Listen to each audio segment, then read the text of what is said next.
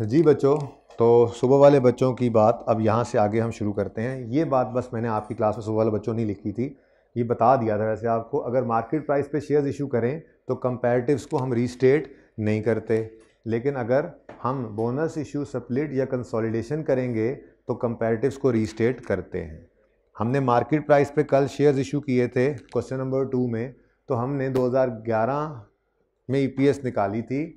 2010 की ईपीएस को दोबारा नहीं निकाला था, रीस्टेट नहीं किया था, क्योंकि ये मार्केट प्राइस पर शेयर्स इशू किए थे। बूस्ट एक्सपेक्टेड भी था अर्निंग्स में, और परफॉर्मेंस डिटीरियोरेट होती हुई नज़र आ रही है, तो वो फिर वाकई डिटीरियोरेट हुई है, ठीक है। लेकिन जब हमने मुफ्त में शेयर्स बांटे, ये मैंने एग्जाम्पल आपकी क्लास में बनाई थी बच्चों सुबह वालों, जब हमने मुफ्त में शेयर्स बांटे तो फिर 2011 और 10 की अर्निंग्स पर शेयर आपस में कंपेरेबल नहीं रही थी, तो हमने फिर 11 की ईपीएस निकाली और 10 की ईपीएस 11 में खड़े होकर दोबारा निकाली, इसको रीस्टेट किया और रीस्टेटेड ईपीएस निकालने का रूल देखा कि वो कब कब निकला करेगी, जब जब हमारा बोनस इशू होगा, स्प्लिट होगा या कंसोलिडेशन होगा, तो कंपैरेटिव को रीस्टेट करना पड़ेगा। कैसे करते हैं इंशाल्लाह देखते रहेंगे आप सवालों के अंदर, ठीक है जी। चलिए, अच्छा जी, अब हम अपने सवाल के ऊपर वापस आते हैं जिसके ऊपर हम चल रहे थे। क्वेश्चन नंबर 5 था, और सुबह वाले बच्चों को भी मैंने क्वेश्चन नंबर 5 यहाँ तक करवा दिया था। यहाँ से आगे अब इस सवाल को शुरू करते हैं, ठीक है जी। मसला समझ आ गया? असल में मसला ये है कि हमारे शेयर्स 12,000 से बढ़ के 58,800 पे पहुँच गए हैं, लेकिन मैंने अर्ज़ किया 1 रुपया कंपनी के अंदर नहीं आया, तो ये तो कबाड़ा कर देगा ईपीएस का। बात समझ आ रही है? कोई शेयर्स इस सवाल में तो मार्केट प्राइस पर इश्यू ही नहीं हुए, तो ये वाला काम तो ये तो बिल्कुल कबाड़ा कर देगा हमारे ईपीएस का, ठीक है। तो इसके लिए अब हमें क्या करना पड़ेगा? हमें अज्यूम करना पड़ेगा बोनस, स्प्लिट या कंसोलिडेशन ये हमेशा से थे। हमेशा से थे का मतलब पहले तो इस साल के अंदर, साल के शुरू तक लेके जाएं इनको, ये साल के शुरू से थे, और फिर पिछले साल के ऊपर भी इसको अप्लाई करना पड़ेगा, ठीक है। अब ये कैसे अप्लाई करना है इसको अब हम देखते हैं। मुझे एक बात बताइए, ये जो 58,800 है, ये 58,800 के अंदर बोनस भी पड़ा है, स्प्लिट भी पड़ा है और कंसोलिडेशन भी पड़ा है। बोलो, इसमें बोनस, स्प्लिट और कंसोलिडेशन तीनों पड़े हुए हैं। मैंने यहाँ पे जाकर लिखा कि इसमें बोनस, स्प्लिट और कंसोलिडेशन तीनों पड़े हैं।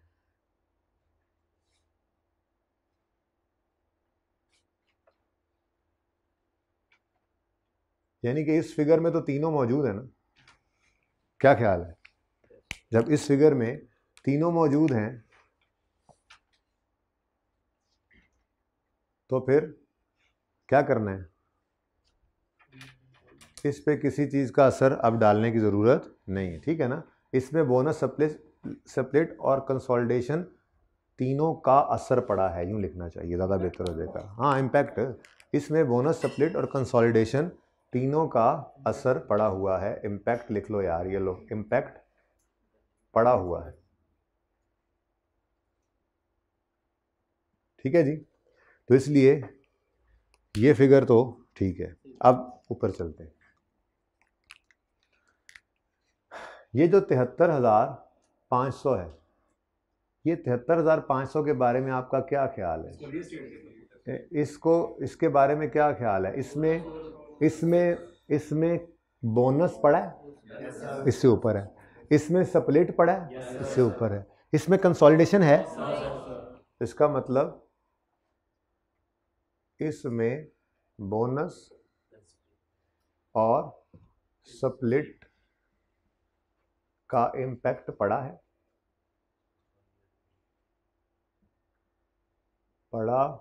हुआ है, लेकिन कंसोलिडेशन का असर नहीं है, लेकिन कंसोलिडेशन का इम्पैक्ट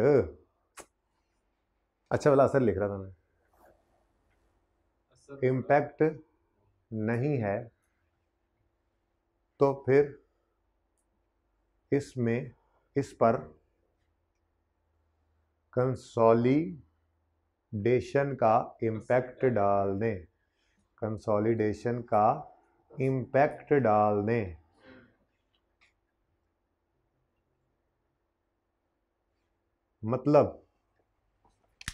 मतलब मैं यूं कह सकता हूं कि ये वाले जो शेयर्स हैं 73,500 ये बिफोर कंसोलिडेशन पड़े और हम चाहते हैं ये आफ्टर कंसोलिडेशन हो जाए। इन पर कंसोलिडेशन का इम्पैक्ट नहीं है और इम्पैक्ट डालना है का मतलब कि ये बिफोर कंसोलिडेशन है, ये बिफोर कंसोलिडेशन है, इन्हें आफ्टर कंसोलिडेशन बनाना है।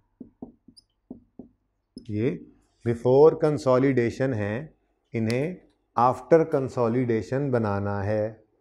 तो बिफोर कंसोलिडेशन है, आफ्टर कंसोलिडेशन बनाना है। बिफोर कंसोलिडेशन है, आफ्टर। इधर देखो, बिफोर कंसोलिडेशन थे, लॉस्ट कितने हुए तो divided by before multiplied by lost. Before split थे, न्यू कितने किए तो divided by before multiplied by new. Before bonus कितने थे, नए कितने इशू किए तो डिवाइडेड बाय 4 मल्टीप्लाइड बाय 3। क्योंकि हम ये कह रहे थे कि ये before bonus, before split, before consolidation पड़े हैं शेयर्स जब इधर नीचे आ रहे थे, इनके अंदर इतने इतने ऐड करो या लेस करो। लेकिन अब कहानी क्या है, अब कहानी ये है कि ये बिफोर कंसोलिडेशन पड़े हैं, हम चाह रहे हैं ये आफ्टर कंसोलिडेशन बन जाए। तो इसका मतलब अगेन काम तो वही होगा कि हमने बिफोर से इसको डिवाइड करना है, लेकिन मल्टीप्लाई किससे करना है, आफ्टर से। ठीक है, यानी कि बिफोर से डिवाइड करते जाएंगे, मल्टीप्लाई आफ्टर वाले से करते जाएंगे, इसके अंदर कंसोलिडेशन का असर पड़ता चला जाएगा। ठीक है, ये बस इसी काम की प्रैक्टिस है जिस वजह से ज़्यादा सारे सवाल होमवर्क में होने हैं। ठीक है, सॉरी। ठीक है, मतलब आसान बात हो गई ना। आपने डिवाइड हमेशा किससे करना है, बिफोर से। अब जब नए शेयर्स निकाल रहे होंगे, ये मैथमेटिक्स है, अकाउंटिंग नहीं है। ठीक है, आपने डिवाइड करना है बिफोर से। अब जब नए शेयर्स निकाल रहे हैं या लॉस्ट वाले तो मल्टीप्लाई उनसे कर दें दूसरी रो से, और अगर आप बिफोर से डिवाइड करके अब उसको आफ्टर वाले पे लेना चाह रहे हैं तो तीसरी रो से मल्टीप्लाई कर दें, सिंपल। ठीक है, तो फिर हमने यहाँ पे आकर कहा इस पे तो सबका असर पड़ा हुआ था। ठीक है ना, ये बिफोर कंसोलिडेशन है, इनको आफ्टर पे लेकर जाना है। ठीक है, तो यहाँ पे मैं लेकर आया फ्रैक्शन को, ये बिफोर कंसोलिडेशन है डिवाइडेड बाय 5, इनको आफ्टर कंसोलिडेशन पर लेकर जाना है। ठीक है, अब इन पे भी कंसोलिडेशन का असर ग्रॉस अप हो गए एक तरह से। ठीक है, इन पे भी, यानी कि यहां तक आते आते जो कंसोलिडेशन का असर नहीं पड़ा हुआ था, ये कमी भी हमने इसके ऊपर डाल दी, और ऊपर वालों की ज्यादती भी अब डालेंगे, पर वो अगले स्टेप में जाके। ठीक है, अच्छा, अगर ये बिफोर कंसोलिडेशन था तो क्या ये आफ्टर कंसोलिडेशन था? तो ये तो फ्रैक्शन एक बार सोचा, फिर बार बार कौन सोचे। ये बिफोर कंसोलिडेशन था या आफ्टर कंसोलिडेशन? जब ये वाला बिफोर कंसोलिडेशन है तो ये भी बिफोर कंसोलिडेशन है और ये भी बिफोर कंसोलिडेशन है, तो इन सारों के ऊपर बस 4.5 लग गया। वो पिछले साल पे तो जाएं, फिलहाल इस साल की तो मुसीबत दूर कर लें। अभी तो मैं इस साल के लिए इनको साल के पहले दिन पे ज्यूम कर रहा हूँ, फिर पिछले साल की ईपीएस निकालते हुए उसके वक्त भी असर लेंगे। फिलहाल इस साल का मसला है, इस साल में भी ये पूरा साल नहीं ना रहे मुसीबत मारे। मैंने जो ये एग्जाम्पल बनाई थी इसके अंदर मैं खामोश रहा था, आपने भी नहीं पूछा, मैंने भी नहीं बताया। पूछते तो मैं बताता कि मैंने अज्यूम किया ये 2000 शेयर्स मैंने साल के पहले दिन अज्यूम किए हुए हैं, इसलिए मैंने सारा साल ले लिए। ठीक है ना, यहाँ पे तो बटा लगा हुआ है। बोनस शेयर या स्प्लिट या कंसोलिडेशन, ये जो शेयर की चेंजेस हैं, ये शेयर की चेंजेस जो हैं ये क्या साल के पहले दिन सारी हो गई हैं? नहीं ना, तो ये शेयर तो दौराने साल बदले हैं। लेकिन हम कह रहे हैं भाई दौराने साल नहीं चक्कर, ये जो कंसोलिडेशन हुई है ये समझो साल के पहले दिन भी यही थी।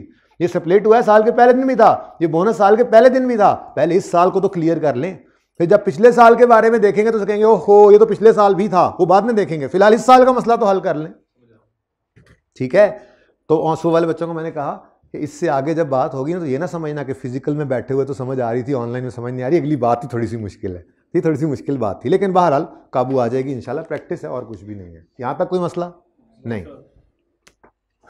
इसको पकड़ो जी, इसको लेकर आओ जी। इसमें बोनस का असर पड़ा है, स्प्लिट और कंसोलिडेशन नहीं है, तो इसमें स्प्लिट और असल कंसोलिडेशन का असर डालेंगे। तो इसमें सिर्फ बोनस का असर है, का इम्पैक्ट है,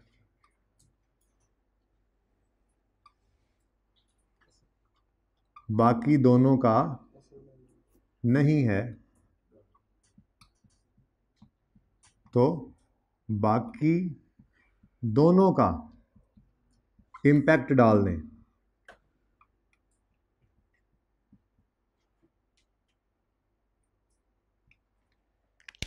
मतलब इस बात में शायर क्या कह रहा है? शायर ये कह रहा है कि ये बिफोर स्प्लिट एंड कंसोलिडेशन है, इन्हें आफ्टर स्प्लिट, अब मैं इससे ज़्यादा और कुछ नहीं कर सकता, मैं उर्दू में लिख लिख के बता रहा हूँ, एंड कंसोलिडेशन बनाना है, शायर ये कह रहा है। ठीक है, अच्छा, अब ये बिफोर स्प्लिट एंड कंसोलिडेशन है, इनको आफ्टर स्प्लिट एंड कंसोलिडेशन बनाना है। आफ्टर कंसोलिडेशन तो ये बन चुके हैं बिल दफा में, ठीक है ना। अब रह क्या गया? ये बिफोर स्प्लिट हैं, इनको आफ्टर स्प्लिट बनाना है। ये बिफोर स्प्लिट हैं, इनको आफ्टर स्प्लिट बनाना है। ये बिफोर स्प्लिट हैं, इनको आफ्टर स्प्लिट बनाना है। ये बिफोर स्प्लिट हैं, इनको आफ्टर स्प्लिट बनाना है। ये डिवाइड बाय 2 हैं, मल्टीप्लाइड बाय 7 है। ये डिवाइड बाय 2 हैं, मल्टीप्लाइड बाय 7, तो डिवाइडेड बाय 2 मल्टीप्लाइड बाय 7। और ये वाले भी ऐसे ही। एंजॉइंग जी, कोई मुश्किल बात नहीं है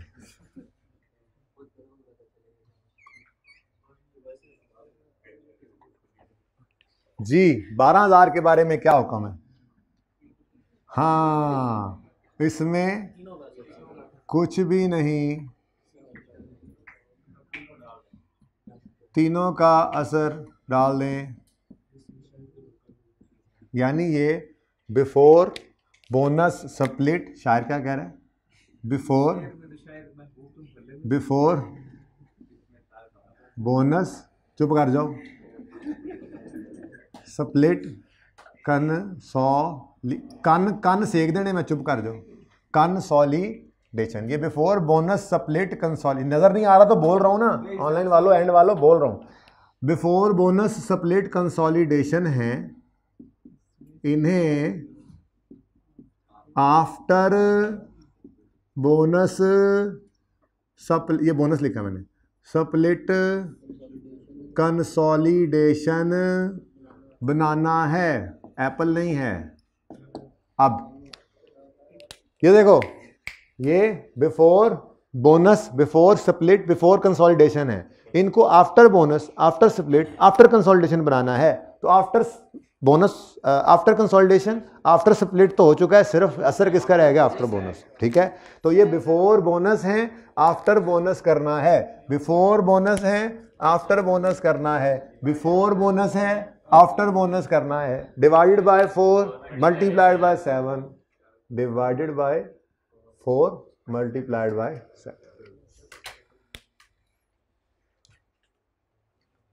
जी। अब आंसर निकालने की इजाजत है आपको। 29,400, 90,800, 24,500, 19,600। ग्रैंड टोटल इतनी देर की कीता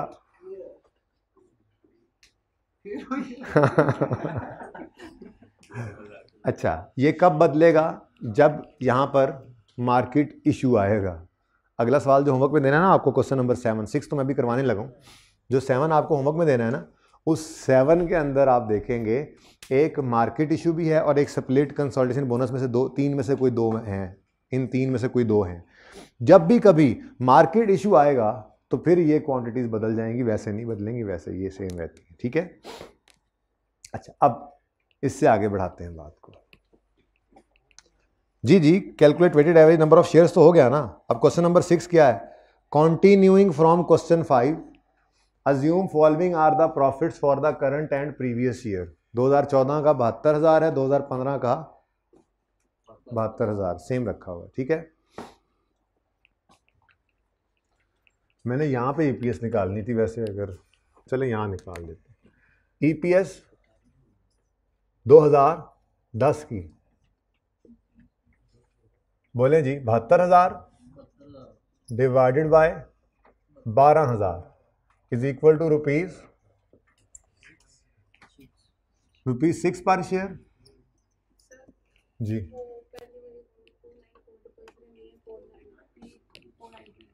ये कितनी है? 4900। और ये तो फिर भी सही है। मुझे तभी तो पकड़ में नहीं आया क्योंकि ये सेम ही होना था ना। मैंने कहा अच्छा आंसर सेम आया, ये फिर हुआ क्या? ओके वट एवर जी, ये सही है 6 पर शेयर और सही है। उसके बाद EPS of 2011 standing in 2011 calculate करते हैं। प्रॉफिट कितना है? 72,000 और नंबर ऑफ शेयर्स 58,800। ये क्वेश्चन नंबर 5 से आया है। 1.2 पर शेयर। लो जी, कंपनी का तो कबाड़ा निकल गया यूं लग रहा है। कंपनी तो कख नहीं किया, हालांकि ऐसा कुछ नहीं है, ऐसा कुछ नहीं है। तो मसला क्या है? मसला ये है बोनस स्प्लिट कंसोलिडेशन। जैसे यहाँ पर पूरा साल इनको उठाकर ले गए कि ये साल के पहले दिन से थे, ये पिछले साल के भी पहले दिन से मौजूद है। अब क्या करेंगे? अब हम ईपीएस 2010 की दोबारा कैलकुलेट करेंगे। ठीक है जी। इसमें हम 72,000 तो सेम ही रखेंगे, लेकिन जो 12,000 शेयर्स थे उनको हमने क्या करना है? इधर देखें, मैं बताता हूँ। 12,000 शेयर्स को आपने ये सारा फ्रैक्शन यहाँ से उठाना है और ये उठा के एज इट इज़ लगा देना है। ये वाला, ये तो इस साल का है ना, पीरियड इस साल का, उसको छोड़ दें। तो जो अगले फ्रैक्शन थे, यानी कि स्प्लिट कंसोलिडेशन और बोनस का असर पिछले साल के शेयर्स पे भी लगाना है ना। तो ये क्या है? ये फ्रैक्शन ने किसी भी चीज़ को हमारे सवाल वाले इस कंसोलिडेशन के बाद वाला बना देना, अगर ये पहले वाली है। इस फ्रैक्शन ने हमारे सवाल के अंदर वाला, ये क्या चीज़ है? स्प्लिट है, स्प्लिट है। ठीक है, ये क्या है? स्प्लिट। हमारे सवाल वाला स्प्लिट है। हमारे सवाल के अंदर कोई भी फिगर अगर बिफोर स्प्लिट पड़ी है, उसको इससे मल्टीप्लाई इस फ्रैक्शन से कर दें तो वो आफ्टर स्प्लिट बन जाएगी। हमारे सवाल के बोनस का फ्रैक्शन है। ये फ्रैक्शन हमारे सवाल में किसी भी फिगर के साथ लगेगा, किसी भी नंबर ऑफ शेयर्स के साथ लगेगा। अगर वो बिफोर बोनस है तो वो आफ्टर बोनस बन जाएंगे। ठीक है ना। तो ये तीनों के तीनों उठाए हमने कंसोलिडेशन से। ये बिफोर कंसोलिडेशन को आफ्टर कंसोलिडेशन बनाने वाला फ्रैक्शन भी है। ये सारे फ्रैक्शन क्या है? ये फ्रैक्शन बिफोर कंसोलिडेशन को आफ्टर बनाएगा, बिफोर स्प्लिट को आफ्टर बनाएगा, बिफोर बोनस को आफ्टर बनाएगा। ये 12,000 तो वैसे ही पिछले साल के शेयर्स हैं। ये सारे के सारे शेयर्स जो हैं ये बिफोर बोनस स्प्लिट कंसोलिडेशन है, इनको आफ्टर पे लाना है। तो सिंपली क्या कर लें, इस फ्रैक्शन को उठाएं और इधर ले आएं जी, इंटू 4/5 इंटू 7/2 इंटू 7/4। आंसर बताएं। 58,000 नहीं, आंसर बताएं मुझे। हाँ, ये मैंने इसलिए जानबूझकर प्रॉफिट सेम रखे थे ताकि आपको बता सकूं कि देखो सिर्फ स्प्लिट कंसोलिडेशन और बोनस की वजह से हमारी 2011 की रेशो 101.2 पे आ गई है, वरना कंपनी की परफॉर्मेंस तो सेम ही थी, प्रॉफिट्स तो उसने सेम कमाए थे। हाँ, लेकिन ये क्या हो गया है अब? होंगे ना बेटा, जब वो चेंज होंगे तो फिर आप इस तरह से प्रूफ नहीं कर पाएंगे। तो मैंने आपको समझाने के लिए प्रॉफिट सेम रखे, प्रॉफिट हमेशा चेंज होंगे, ऐसे कभी भी नहीं होगा कि प्रॉफिट सेम हो। ये तो पहली जिंदगी के सवाल के अंदर सेम होते हैं ताकि आपको ये बताया जा सके कि देखो अगर प्रॉफिट सेम हो और सिर्फ मुफ्त वाले शेयर्स बटे हों तो ईपीएस में कोई चेंज नहीं होना चाहिए। अगर नजर आ रहा है तो वो फिर आंखों का धोखा है, उसको रिमूव करें, रीस्टेट करें। लेकिन ये प्रॉफिट में बदल लेता तो मैं ये बात कैसे प्रूव करता। और प्रॉफिट हमेशा सवालों में डिफरेंट होगा, कभी भी सेम नहीं होगा। कैसे सेम हो सकता है? ठीक है। अच्छा, एक अल्टरनेटिव तरीका भी है ये 1.2 निकालने का। वो क्या है जी बेटा? अच्छा, वो पिछले सवाल वाले लिख दिया मैंने, 2014, 2015 और ये 2014 रीस्टेटेड। ठीक है, तो मैंने पिछली वो एग्जांपल में 10,000 बनाया था ना, वही ज़हन में था। अच्छा सुने, आप ईपीएस को पकड़ें, पिछले साल की ईपीएस को पकड़ें, ईपीएस 2014 की पकड़ें, ₹6। इस पर ये सारे फ्रैक्शंस, क्योंकि ये देखो ना ये बटे के नीचे पड़े हैं, इतनी मैथमेटिक्स शायद आती हो, ये बटे से ऊपर लेके जाएंगे तो ये सारे के सारे उलट जाएंगे। रेसिप्रोकल फ्रैक्शन लगाएं, रेसिप्रोकल फ्रैक्शन लगाएं, सारे के सारे फ्रैक्शन रेसिप्रोकल कर दें। ये समझ ना आए तो छोड़ देना, कल फिर देख लेंगे। ये असल है जो हो गया काम। इंटू 2/7 इंटू 4/7, आंसर बताओ। तो ये एक शॉर्टकट भी है, मेरी मर्जी जी। आपको ये समझ आ गया? बस यहीं पे रुको। फिर मैंने कहा जिस बच्चे को इससे अगली बात समझना है यहीं पे रुके फिलहाल। ये बस ऐसी एक एडिशनल बात मैंने कर दी कि ये शॉर्टकट भी है कि अगर आप इस पिछले साल की ईपीएस को रीस्टेट करना चाहते हैं तो पिछले साल की ईपीएस को पकड़ें, ईपीएस को पकड़ें, प्रॉफिट्स को ना डिवाइड कर नंबर ऑफ शेयर से, ईपीएस को पकड़ें। और जो फ्रैक्शन है ना, फ्रैक्शन, क्योंकि देखो ये बटे के नीचे पड़े हैं भाई, मैं ये कह रहा था मैथमेटिक्स है ना, इनको जब फ्रैक्शन से ऊपर लेके जाएंगे तो ये उलट जाएंगे। ठीक है ना? तो आपने इनको क्या करना है, इनको आपने रेसिप्रोकल फ्रैक्शन से मल्टीप्लाई कर देना है, तो ये आंसर भी वही देगा। अच्छा, अगला सवाल आपका होमवर्क है। पहले तो ये बातें पढ़िएगा, important notes, bonus issue split, consolidation हुए हैं, अर्निंग्स में बूस्ट नहीं है, कंपैरेटिव रीस्टेट नहीं होंगे, वो बातें मैंने जो आपको बताई हैं। क्वेश्चन नंबर 7 आपका होमवर्क है, पहला होमवर्क क्वेश्चन नंबर 7 है। मैं 7 सोचा था करवाऊंगा, सुबह बच्चों को कह के भी आया हूं, लेकिन करवाने का टाइम नहीं है। और वैसे भी अच्छा है आप खुद करें, ये कल आके करवाऊंगा ताकि आज वाली रिवीजन भी हो। ठीक है? कंपनी का फाइनेंशियल ईयर एंड 31 दिसंबर, 1 जनवरी 15 पे इनके पास 8,000 शेयर्स पड़े हैं और इस कंपनी ने ये शेयर ट्रांजैक्शंस की हैं। On 30 April issued 8,000 new shares at 70 रुपये, फॉर 70 रुपये एट मार्केट प्राइस। तो अब जब मार्केट प्राइस आ गया है तो अब आपके ये दोनों सेम नहीं आएंगे जो आप घर पे सवाल करेंगे। तो मैंने आपको पहले ही बताया था मार्केट प्राइस पे जब शेयर्स इशू होते हैं तो फिर ये सेम नहीं रहते। आप पिछले जितने सवाल आपने किए थे उनके अंदर तो बोनस स्प्लिट कंसोलिडेशन था ही नहीं, तो हर सवाल में यही हो रहा था कि ये और ये शेयर्स कभी बराबर नहीं आ रहे थे। तो सिर्फ बोनस स्प्लिट कंसोलिडेशन में हमने अज्यूम ही यही किया ना कि जो एंड पे पड़े हैं, क्या मैंने कहा, ये शेयर्स एंड पे नहीं है, ये शेयर्स सारे साल हैं, तो ये सेम बनना ही था। कैलकुलेशन ही ऐसे किया कि ये सेम बन गए। ठीक है ना? अगर मार्केट प्राइस पर शेयर्स इशू हो तो फिर उनको अज्यूम नहीं करना होता साल के पहले दिन से पड़े हैं, तो फिर इसलिए वो डिफरेंस आएगा। तो पहला है मार्केट इशू, ये हमारे कल वाला काम था, नया काम ये है। On 3 July 15 announced bonus issue to existing share holders for 3 shares for every 7 held, bonus issue है और कंसोलिडेशन है, स्प्लिट नहीं है। ठीक है जी? टोटल अर्निंग्स हैं, एक साल की, दूसरे साल की, बेसिक ईपीएस निकालनी है दोनों साल की अलॉन्ग विद कंपैरेटिव। ठीक है जी? सही है? एक ये होमवर्क हो गया। अब आते हैं मेन बड़े होमवर्क की तरफ। ये देखें जी, शुरू हो जाएं, ये टिक करते जाएं। 20 छोटे छोटे सवाल हैं, हर सवाल को आपने टाइमर लगा के 2.5 से 3 मिनट में करना है, इससे ज़्यादा टाइम नहीं लगाना, वरना आप अपना टाइम, आप अपनी प्रैक्टिस को ख़राब कर रहे हैं। ये आसान चीज़ें होती हैं ना, जो इनको क्विकली करने की आदत यहीं से डलती है। आप बना बना के करते हैं, सुकून से बैठ कर, नहीं भाई जल्दी करो, और काम नहीं करना आपने, बाकी पर्चे नहीं पास करने। ठीक है? तो क्वेश्चन नंबर 20, 21 देखो ना आप, एक ईपीएस में ऐसे 4 लाइनें नजर आ रही हैं, आपको पता है ये बस एक ईपीएस है, ये 3 ईपीएस निकली हुई हैं और ये छोटी सी वर्किंग है जो आप करते हैं, ये एनालिसिस है। तो 2.5 से 3 मिनट का टारगेट हो, कोशिश करनी है, और 1-2 सवालों में शायद 5 मिनट लग भी जाएं, उसके बाद फिर आपका हाथ सीधा हो जाएगा। तो ये रेपिटिशन है, बार बार बोनस इशू है तो बोनस इशू हर सवाल में आ रहा है, हर सवाल में आ रहा है, बार बार करे जा रहे हैं, थक रहे हैं, कह रहे हैं जी क्या यार एक जैसा काम दे दिया, कोई बात नहीं कर लेना, आज प्रैक्टिस है, आज मौका है, जब कल सवाल चीज़ें बढ़ती जाएंगी तो फिर ये चीज़ों के ऊपर तो काबू हो कम से कम, ये नंबर तो ज़ाया ना हो। जिसने ये प्रैक्टिस कर लेनी है उसको अगली बुनियाद सही होगी ना, उसकी अगली बिल्डिंग सही बनती जाएगी। ठीक है। 22 इसको तुम लेके आए हो। 23 दुआ दे दो, क्या कह रहे हो। 24 25 चलते जाओ, बहुत सारे सवाल हैं। 26 27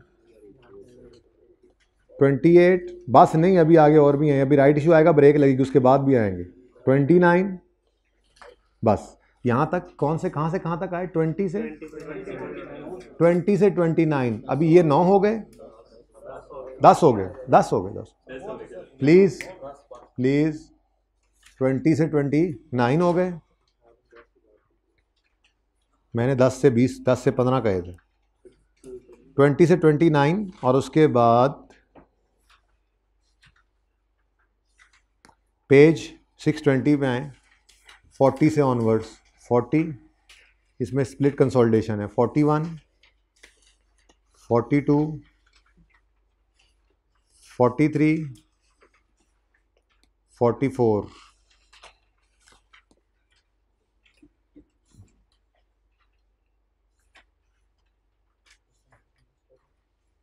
कर ही दें यार, ये थोड़े से ही तो हैं बस। ठीक है 47 तक जाने दें फिर।